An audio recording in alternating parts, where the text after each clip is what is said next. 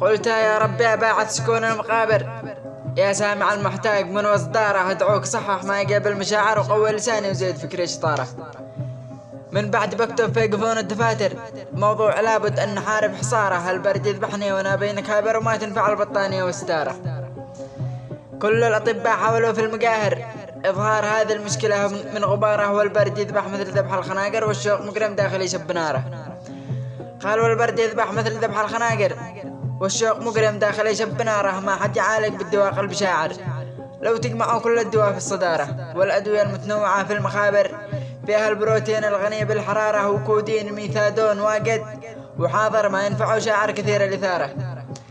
قال حنين قلبي ما تحنى البواخر، للموج شكل تحتها انتشاره، على ولي في ذي معي ليس حاضر، وعنده دواء للقلب يشفي انهياره، وعنده دواء للقلب يشفي انهياره. وسلامتكم.